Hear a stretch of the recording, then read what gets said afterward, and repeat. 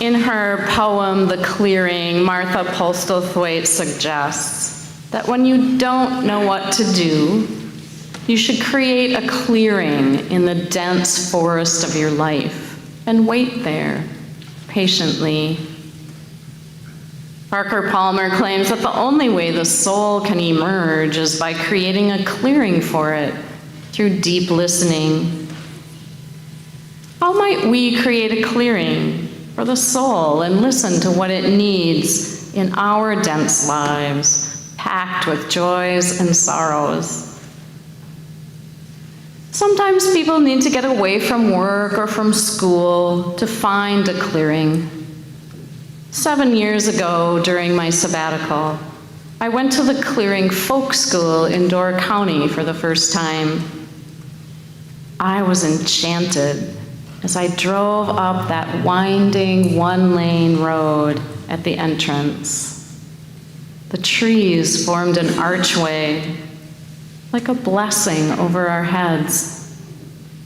It was clear that we were entering a special place.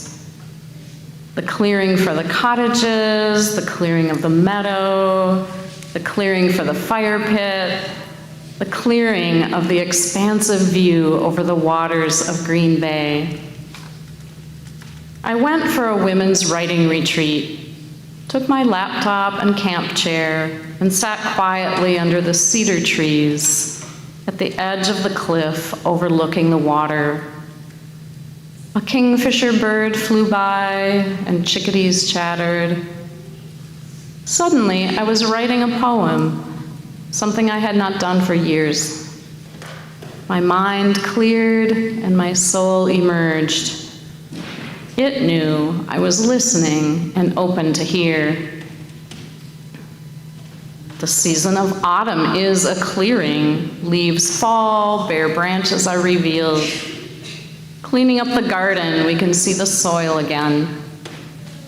Looking up, we see that special color of October blue sky, and we've had so many of those days this month of October. The old pagan belief that there is a veil between the worlds of the living and the dead, and the veil gets thin during the last days of October and first days of November is something some folks still believe today.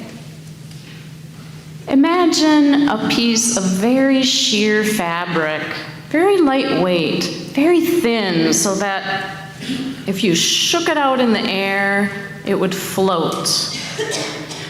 The belief some people hold is that veil between the worlds gets very thin, like that piece of fabric, opaque, almost translucent, which creates space to see through where we don't usually look.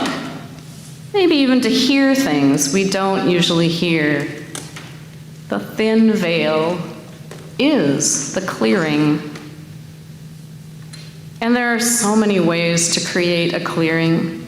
Listening to poetry creates a space, invites us to think and sense things differently, to hear, see, touch in ways we don't usually do. Or you could take a large feather in your hand, start at your feet, and just move that air up, all the way up in front of your body, over your head. Create that clearing. Or pretend you have a very, very long string of dental floss. Can you see my imaginary dental floss?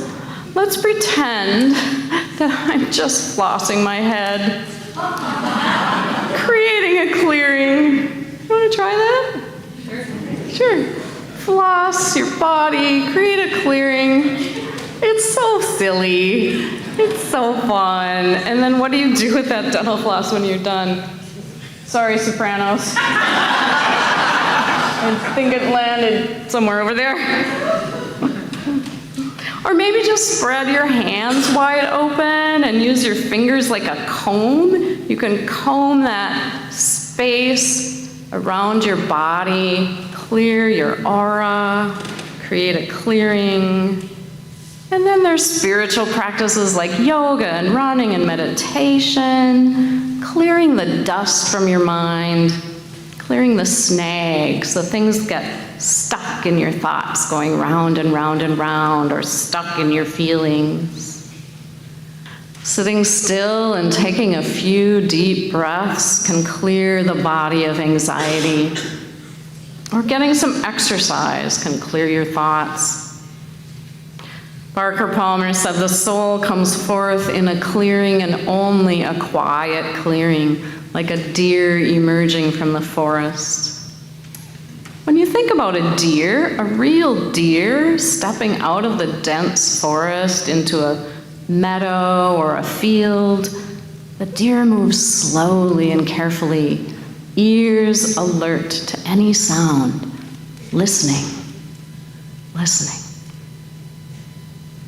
Buddhist teacher Thich Nhat Hanh wrote about the power of listening. He wrote, "By listening compassionately to yourself, you have started to come home to yourself.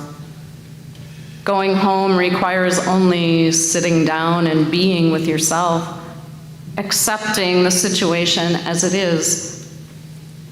Yes, it might be a mess in there, but we accept it because we know we have left home for a long time.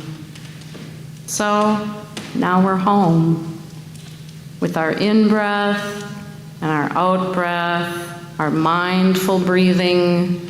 We begin to tidy up our homes." Reverend Kimberly invited us to breathe together in and out, feeling the breath. We also listen to the gong before and after our silent meditation, perhaps noticing how many seconds we can hear that sound.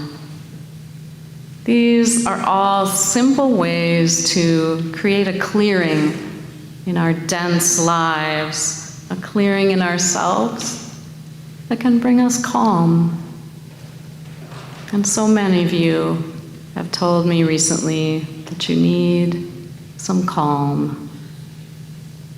So we can come back to those practices again and again, those practices of clearing and creating calm. I wonder, what might you need to create a clearing for your soul?